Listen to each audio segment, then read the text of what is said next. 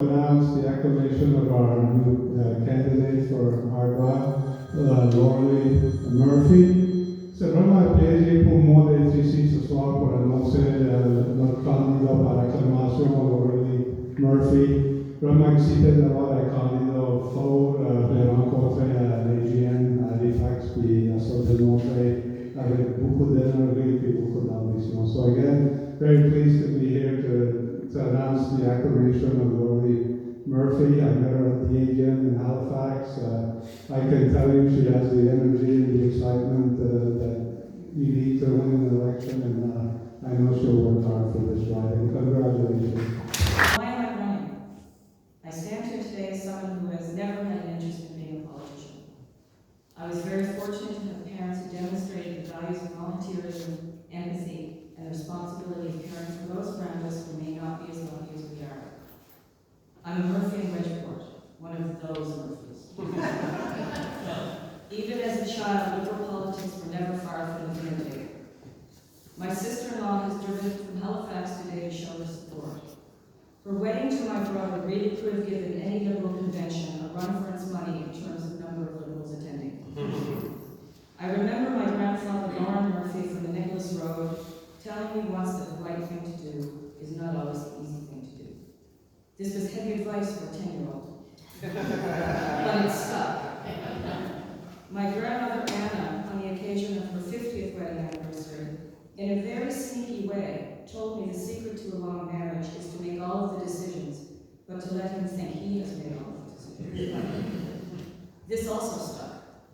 He was the operative man and she was the strategist in that relationship. My mom grew up in Port Wade, and her father, Archie McGrath, also had some advice for me. He told me to always be kind and to be brave. My grandmother Delta had advice I use often. Never make a cake without using a rubber spatula. She made one heck of a cake and I had 2 rubber spatulas. When I reached out to Zach with my interest in putting forward my name as a candidate, I told him that if I'm going to complain about this tin-boosted government as much as I do, I'm obligated to try to do something about it. And believe me when I say I complain, right, Mom?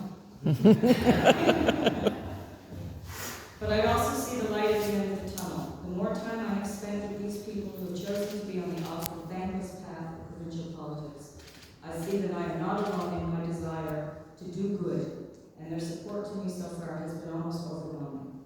There is hope for our province, with this amazing team of Liberals representing the interests of all Nova Scotians.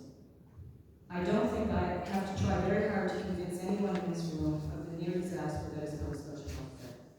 The mismanagement and waste of funds, the dedicated professionals who are at their wits' end and suffer in burnout and health problems of their own, brought on by the stress of their work, and the few family doctors we have are so busy that often a patient has to wait weeks to get an appointment.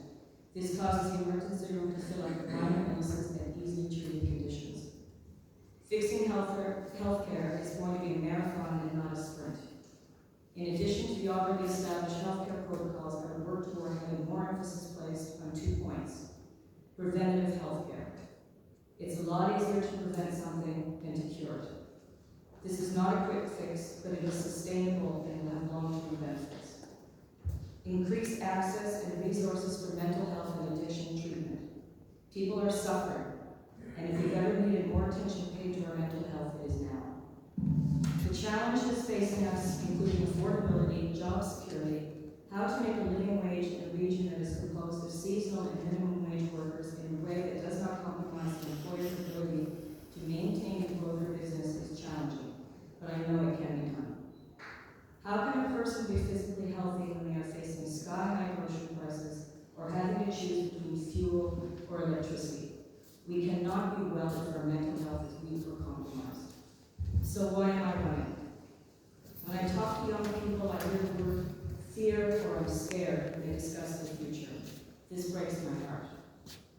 These young people should be over the moon with excitement at the idea of beginning an independent life as an adult. They tell me that they are scared that they will have to live at home with their parents forever. And their parents are just as scared that their kids are going to live at home. In Argonne, we stand together in tough times. We have been faring overall a little bit better than some of our other Nova Scotia friends. If there's a tragedy in this community, a house fire, require a sick child requiring travel for medical treatment, a parent with medical issues that may prevent him from working and providing for their family, a fundraiser is held and often thousands are raised in days. This ability to be resilient in times of trouble and our non-dependence of government agencies and the red tape involved there is admirable. In Argyle, we get things done. In the decades of conservative government in Argyle, we have come to expect and demand very little from our elected provincial and federal officials. I think enough is enough. It is time for the people of Argyle to demand more from these officials, and we should expect those who we elect to public office to earn their salary. I promise to you all present here today, and to those who may not vote for me, that I will work for the benefit of every resident of Argyle. I plan on earning my salary just like everyone in this room does. This is not only fair, it is just. So I am running because I believe if something can be better, it should be better. That's it, one sentence. If something can be better, it should be better. What is good for Argyle is good for all of Nova Scotia and is good for all Nova Scotians. I have my sneakers on and I'm ready to run.